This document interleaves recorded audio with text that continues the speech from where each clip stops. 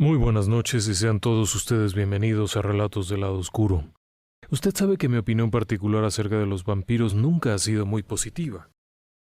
Y que a mí no me parece que hubiese ningún romanticismo ni ninguna cosa linda detrás de un vampiro, que de ninguna manera un vampiro puede ser un adolescente pálido con mirada lejana y que deambula por aquí o por allá.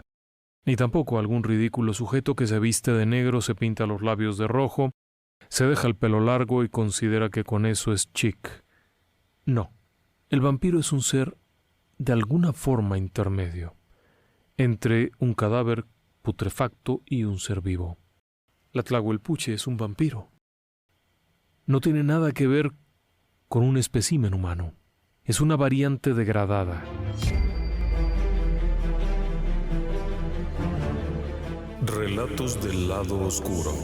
Fantasmas. Seres extraños. Sucesos inexplicables. Perversidad humana. Historias que otras mentes prefieren ignorar.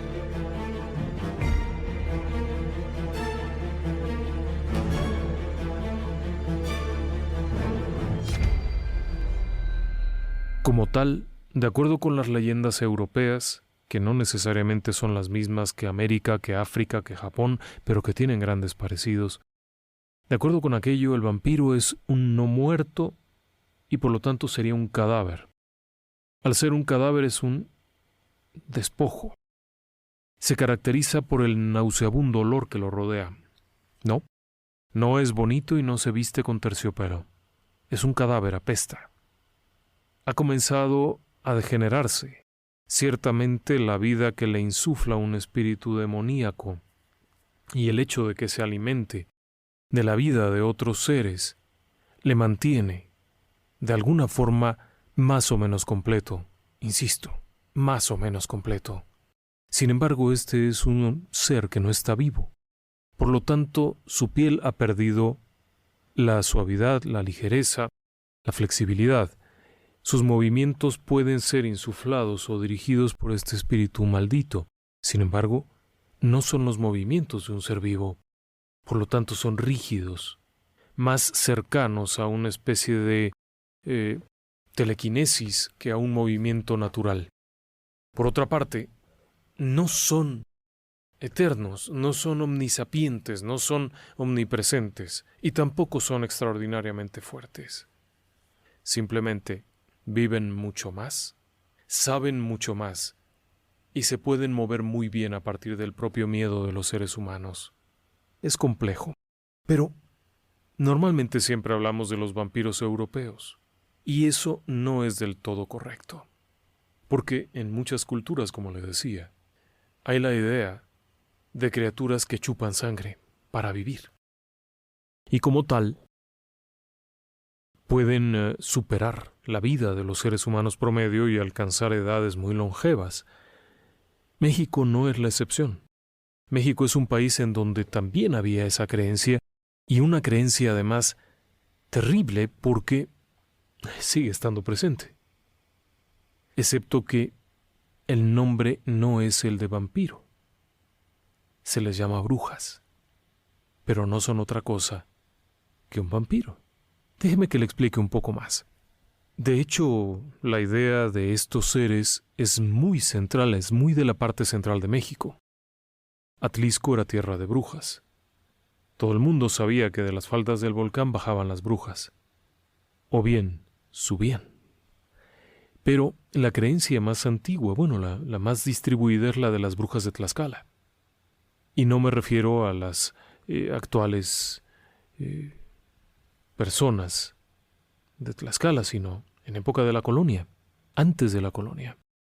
Eran conocidas como Tlahuelpuchis, y era algo que se había generalizado en todo el altiplano, no solamente en Tlaxcala. Lo que más me ha sorprendido es que, si bien el término Tlahuelpuchi es tlaxcalteca, de la época de Tlaxcala como un reino prehispánico,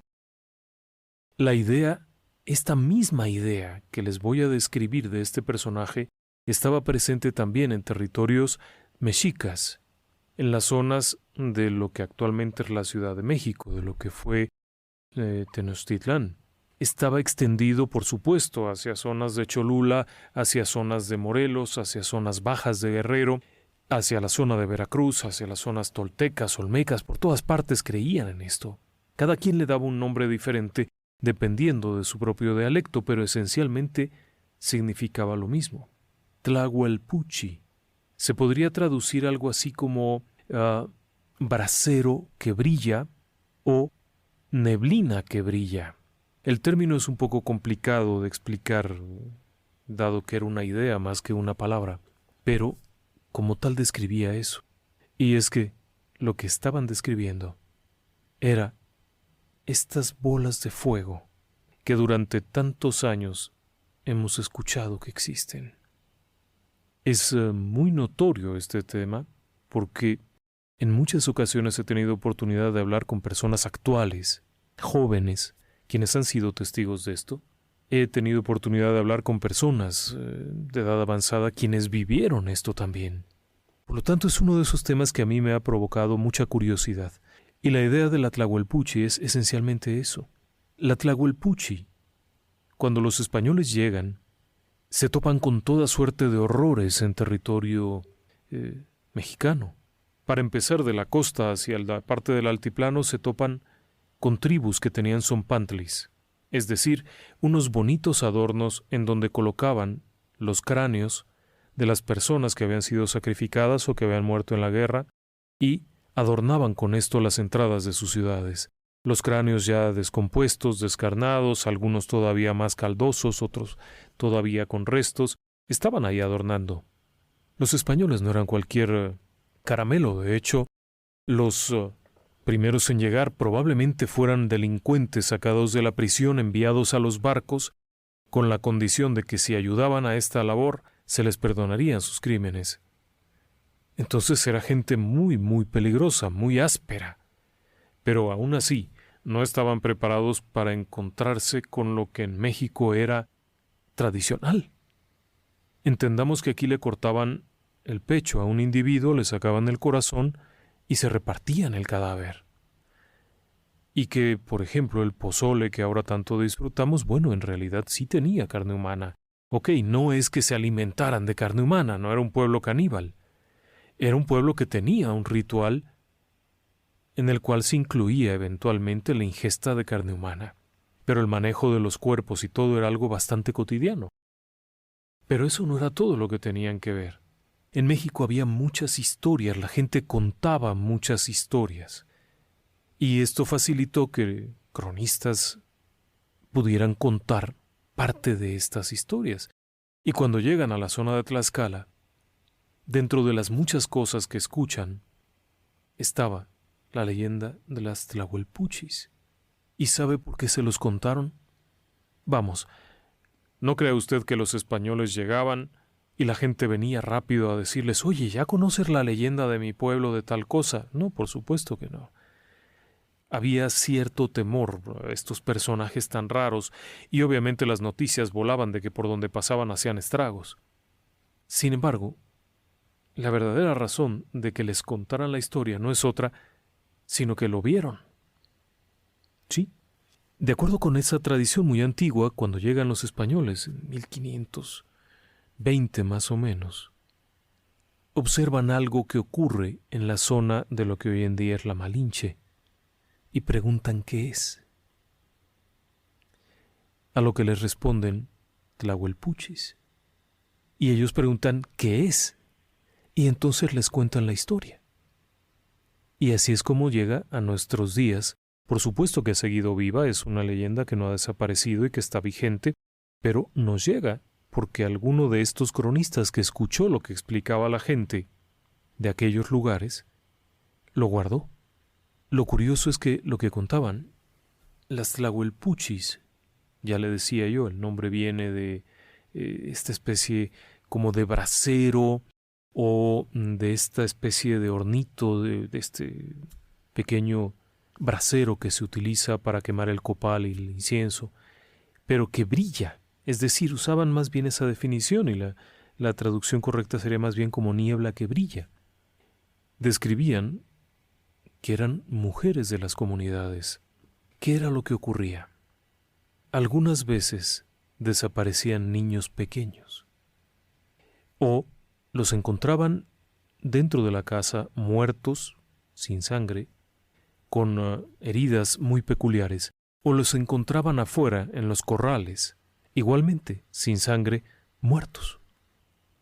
La gente de aquel entonces creía que esto era por culpa de unas mujeres que tenían la facilidad de transformarse, como si fueran nahuales, de transformarse en animales, para hacer este daño. Estas mujeres, que se podrían considerar como lo que llamaríamos brujas, se alimentaban de forma cotidiana de comida común y podían pasar desapercibidas por completo, dado que su apariencia humana era normal, la apariencia de una persona cualquiera. Sin embargo, las tlahuelpuchis nacían siendo tlahuelpuchis. Nacían con estos dones que se desarrollaban a partir de la adolescencia. Hasta ese punto, ninguna tlahuelpuchi podía saber qué era eso. A partir de la adolescencia, estas mujeres comenzaban a desarrollar una necesidad de sangre humana, especialmente de sangre infantil, según contaba la leyenda. Cada una de estas personas aprendía a su manera a hacerlo. ¿Por qué? Porque la tlahuelpuchi, por lo menos en el entender de esta región del centro, no era parte de un gremio como las brujas en Europa que hacían los aquelarres o los covenants. En México eran personas que de pronto se daban cuenta que eran esto. Y obviamente no era algo que se pudiera platicar con toda la colonia. Era un asunto que se desarrollaba poco a poco. Podía ser por una herencia maldita, es decir, porque habían sido hechizadas o malditas por una persona similar. Otra, porque efectivamente hubiera habido algún contacto de la progenitora con una tlahuelpuchi. Si bien este tipo de vampiro mexicano prefería atacar a un infante, si no lo había, podía atacar también a un adulto. La contaminación, a diferencia de la creencia europea, no se produciría en el propio adulto, sino en su descendencia. De tal manera que el adulto podía seguir adelante sin presentar ninguna sintomatología, sin ningún problema, pero su hijo nacería con esta enfermedad o con este extraño padecimiento o característica.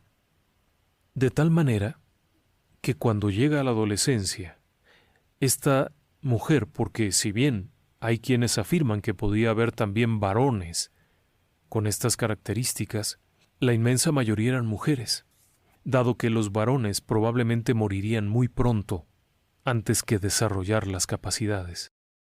Una vez que comienza a sentir la necesidad, va a buscarlo y va a encontrar la forma. En ocasiones, una tlahuelpuchi le pasaba el conocimiento a otra. Déjeme que le platique esto porque además es interesantísimo.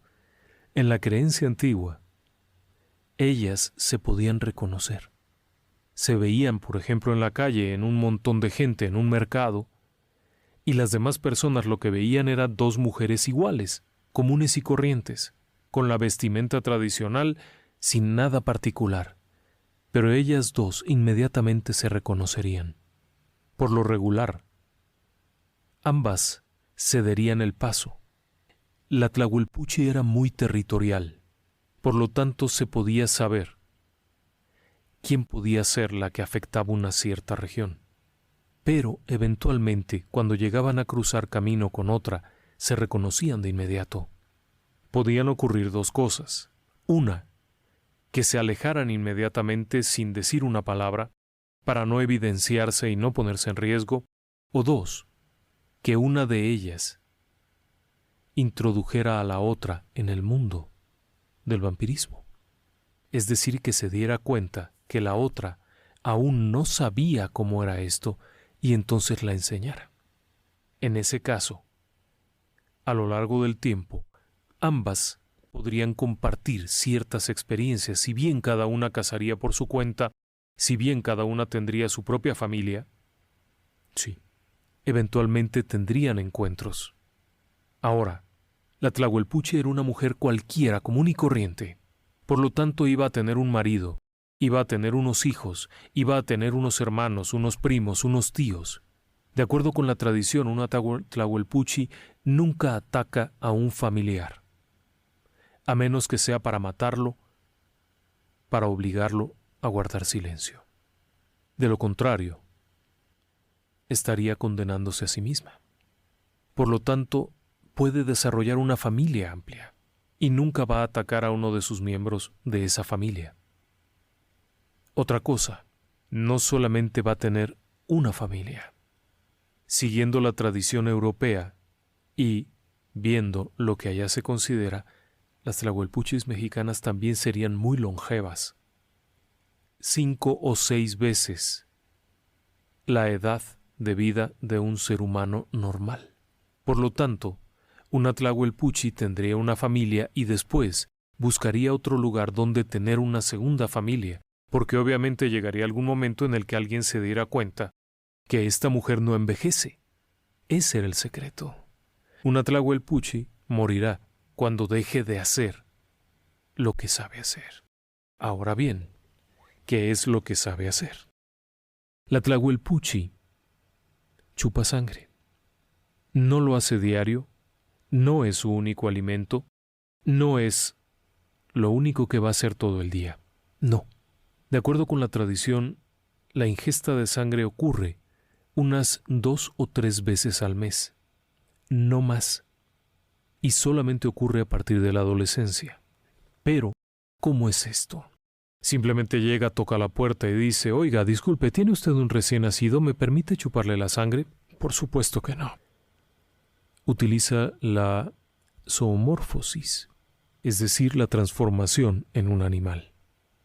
De acuerdo con los rituales antiguos, por lo menos con las creencias antiguas, el nahual podía, a través de ciertos encantamientos, de ciertos bailes, de ciertos cantos, transformarse de humano en animal para ir a robar, para ir a matar, para hacer muchas cosas. De la misma forma, la Tlahuelpuchi podía hacerlo, solo que era un poco más complicado. Lo primero, requiere quemar una serie de sustancias entre las cuales está el copal, en las cuales también hay incienso, vara de capulín e incluso algunas hierbas que producen olores fuertes. Una vez que esto está ardiendo y suelta una enorme cantidad de humo, ella se sienta. Antes hace lo que le llaman ellos el pase. Es decir, que cruza por encima de esta especie de anafre, pasa por encima 3 veces en 3 direcciones. Nunca al poniente. Empieza por el norte, regresa hacia el sur y después brincará hacia el oriente, para después sentarse viendo hacia el poniente. Y entonces, según la tradición, se desprenderá de las piernas, de los brazos, de lo que no le haga falta, y comenzará la transformación en animal. Obviamente esto requiere que no sea descubierta. Por lo tanto, buscará hacerlo en un lugar apartado, remoto, dado que si vive en una familia, en algún momento alguno de los miembros de la familia podría darse cuenta, incluso tan solo por el olor o por la presencia del anafre aquel donde está quemando cosas. Por lo tanto, preferirá alejarse hacia algún cerro, pero claro que no es tan sencillo. Dígame si usted, ahora mismo que me escucha, podría simplemente a las 11 de la noche decir: «Querido, perdón, voy a ir a traer unos bolillos y regreso en la madrugada». Obviamente alguien va a preguntar: «¿Qué? ¿A dónde vas?».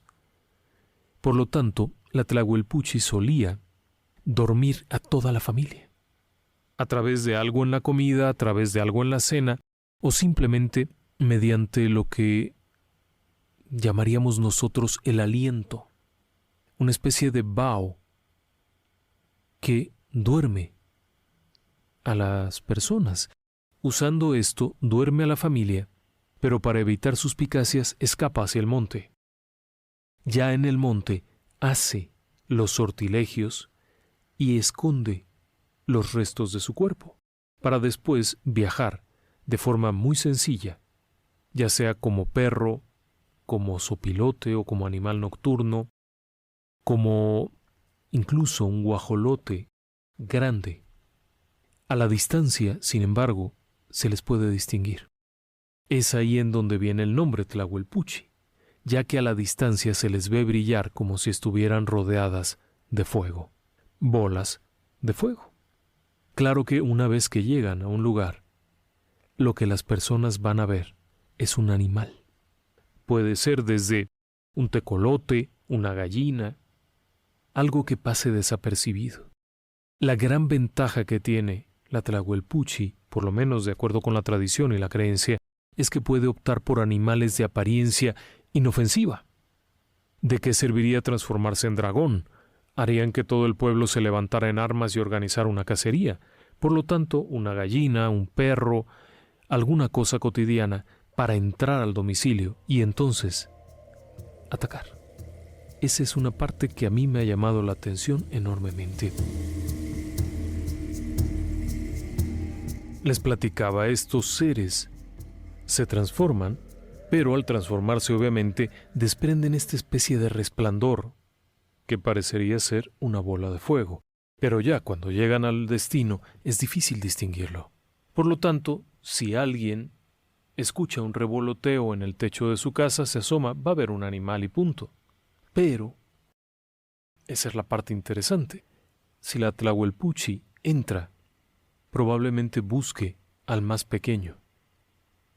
En ese punto utilizará esas mismas habilidades o esa especie de poder, llamémosle así, para que nadie se dé cuenta.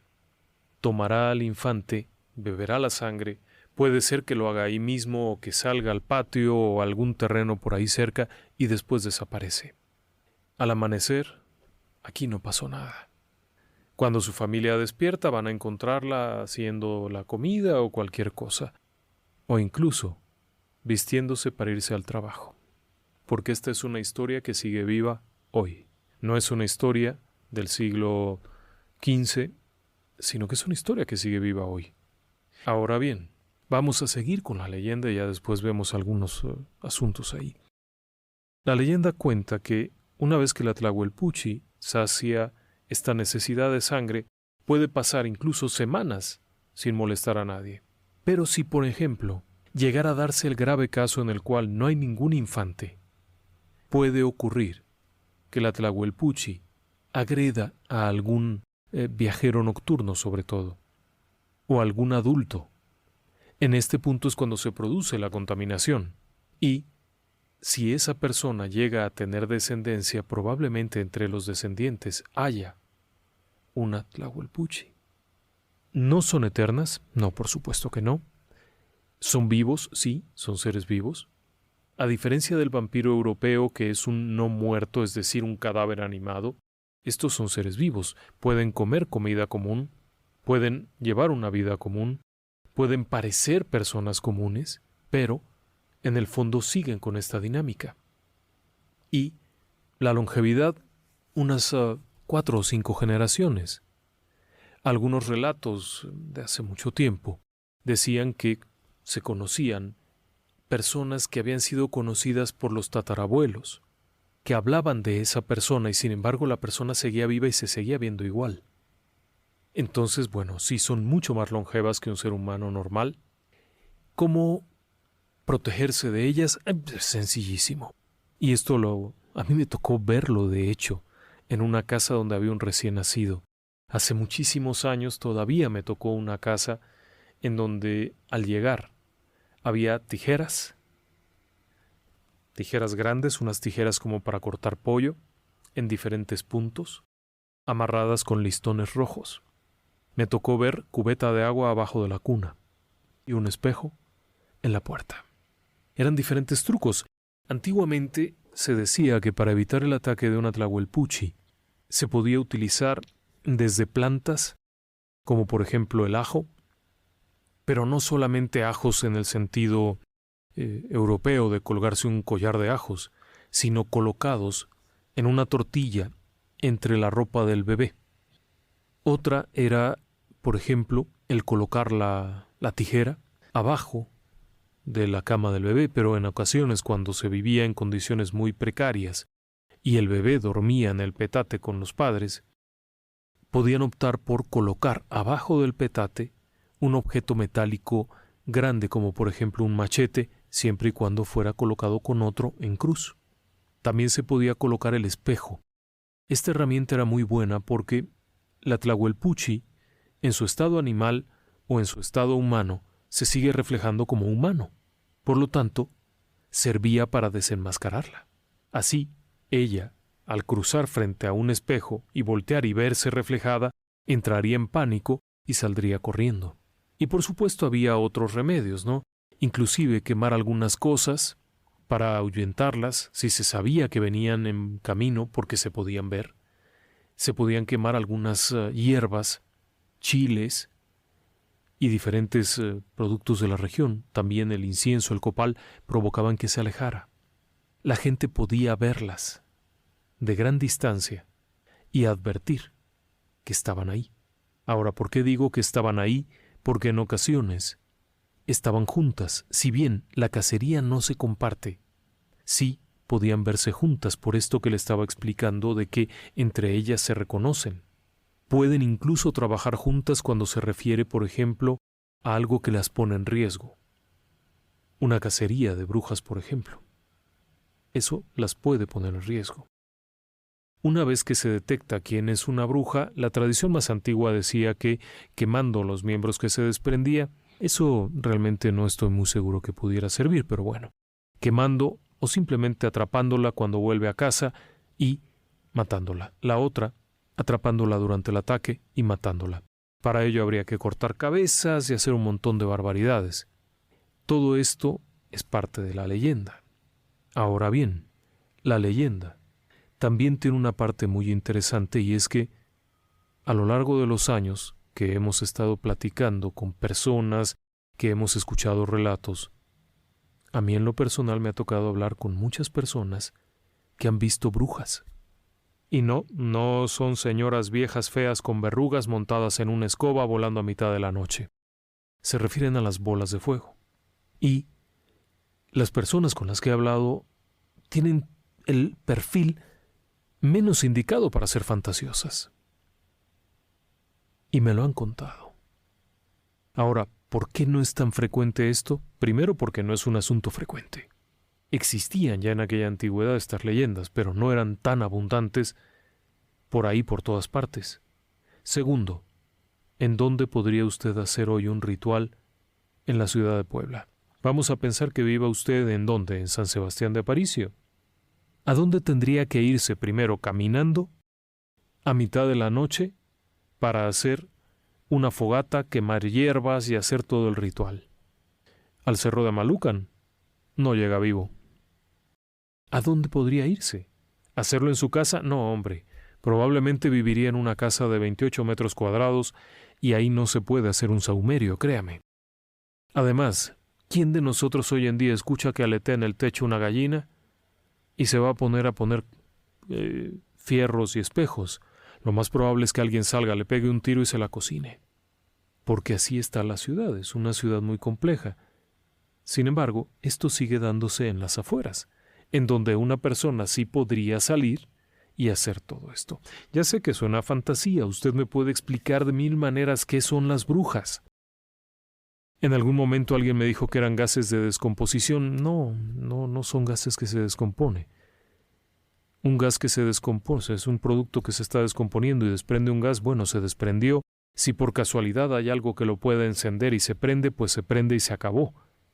Se hace una bola de fuego y ¡fu! Se acaba. ¿No me lo cree? Arroje un encendedor a una fogata y va a ver lo que pasa. Ese es gas 100% combustible. Echa un flamazo y se acabó. Y esto puede durar mucho rato, moviéndose sin apagarse.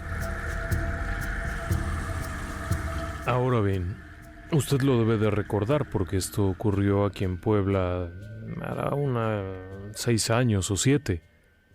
En la carretera Atlisco, en la autopista Atlisco, estaba un campamento de gente de caminos que estaban haciendo unas reparaciones en aquel entonces y comenzaron a ver precisamente bolas de fuego que venían de una cañada, subían y bajaban. Esto provocó que entraran en cierto pánico. Incluso el encargado de ese campamento llamó para pedir el apoyo de alguien que pudiera apagar aquello, pensando que era un incendio y que amenazaba el campamento donde había máquinas y demás. En ese momento llegó una patrulla de la policía estatal, quienes se acercaron a ver qué ocurría y se quedaron ahí. Pidieron apoyo de Protección Civil. Llegó Protección Civil y se quedaron ahí a ver qué era eso, porque no era lo que esperaban. Se trataba de unas bolas de fuego, 2, según narraban, que subían de la cañada, llegaban a un cierto punto, daban la vuelta y venían para abajo. Y así estuvieron, hasta que en algún punto antes del amanecer llegó un reportero de Atlisco, de una estación hermana de nosotros de allá de Atlisco, quien pudo ver lo que ocurría y documentar cómo estaban ahí la policía estatal, Protección Civil, la gente del campamento de camineros y el periodista viendo cómo aquellas bolas de fuego subían y bajaban. Después de un rato, las bolas de fuego se fueron y desaparecieron en la cañada.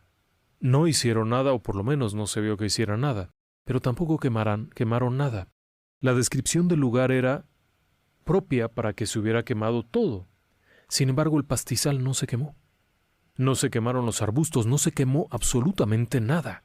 Ya cuando amanece y aquello se va, los personajes estos que estaban ahí bajan hacia la zona en la que habían visto estos fenómenos e irónicamente no hay huellas de fuego, no hay hierba quemada, no hay nada.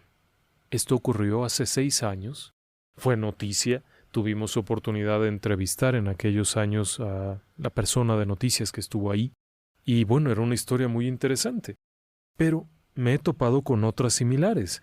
Una de ellas es en Pachuca, en Hidalgo.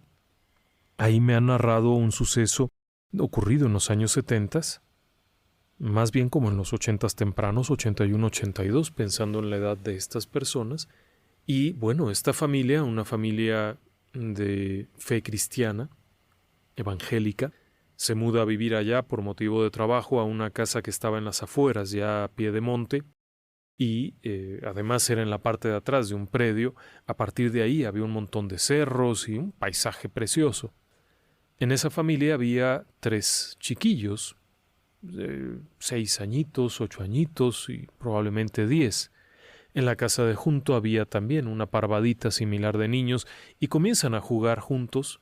Muy pronto se vuelven buenos amigos y brincan de un lado a otro y hacen fiestas, hasta una tarde en donde al anochecer seguían ahí colgándose de un columpio que tenían y gritando felices de la vida, y entra corriendo la mamá del otro grupo de niños. La señora entra a toda velocidad llamando a sus hijos y llamando a la mamá de esta otra familia. Cuando sale y se encuentran las 2 mamás, le dice muy excitada, muy frenética, que se metan a la casa los niños porque vienen las brujas.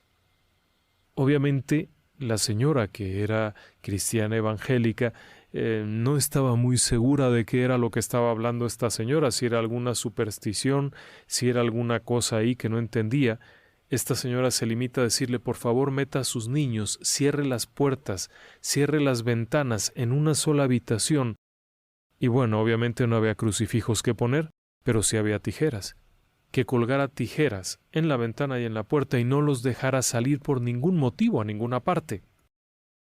La persona que nos lo narró recordaba con mucha claridad ese incidente, que bueno, por no arruinarle la cosa a la vecina, esta señora mete a sus hijos, cierra la puerta, cierra la ventana y se asoma por la ventana a ver qué era todo este embrollo.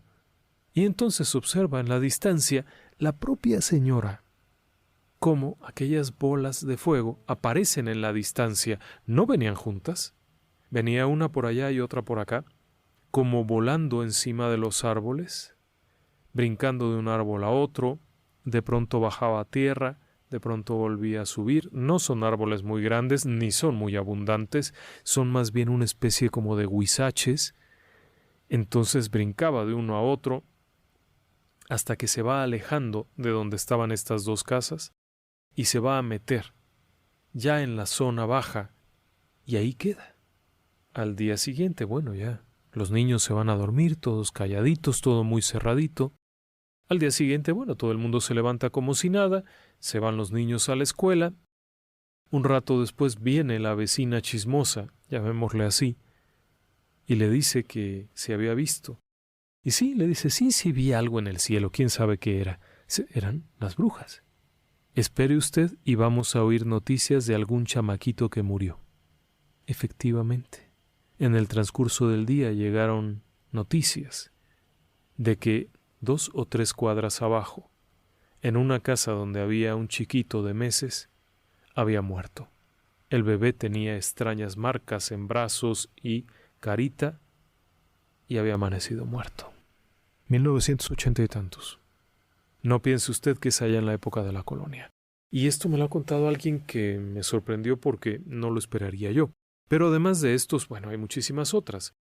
A mí me ha tocado, como le decía yo, entrar todavía a una casa en donde casualmente estábamos tirando línea afuera, estábamos topografiando para una obra, y los vecinos, muy atentos, nos invitaron a tomar un refresco, a refrescarnos un poco, hacía un calor del diablo, y durante la plática ahí, a grandes rasgos, noté el detalle del espejo en la puerta, la cubeta de agua abajo de la cuna, y varios elementos que estaban por ahí. Y ya al preguntar más en confianza por qué, por las brujas. Pero en realidad hay una enorme diferencia. Una Tlahuelpuchi no es una bruja. La idea de la bruja es la de una hechicera, es una persona que hace conjuros, que hace hechizos para afectar o para lo que sea. La Tlahuelpuchi es un vampiro. Si bien puede comer comida normal, requiere la sangre para vivir y seguir viviendo. Un detalle curioso y que nos platicaban hace muchos años era que había una mujer en un pueblo de Querétaro que tuvo sus hijos, tuvo su esposo y vio morir al esposo primero, después vio morir a los hijos y la mujer seguía teniendo la misma apariencia. Después de un tiempo la mujer ya no se vio. La gente pensó, pudo haber muerto. Sin embargo, tiempo después llegaron noticias de uno de estos hombres que andaba de arriero, de haberla visto en un pueblo del Estado de México, igual de joven, con otro hombre, con otros niños. Tiempo después hubo noticias de que se le había visto en otro pueblo, con otro hombre, exactamente igual. Las 3 historias que narraban era de un tatarabuelo, luego un bisabuelo y luego un abuelo. 3 generaciones habían oído hablar y habían visto a esta mujer que se veía exactamente igual. Curioso, las similitudes entre una leyenda europea y una leyenda mexicana. En fin, muchísimas gracias por su compañía, gracias a doña Blandina, que como siempre nos está acompañando, y nos escuchamos muy pronto. Síguenos también en nuestro canal de YouTube. Relatos del lado oscuro.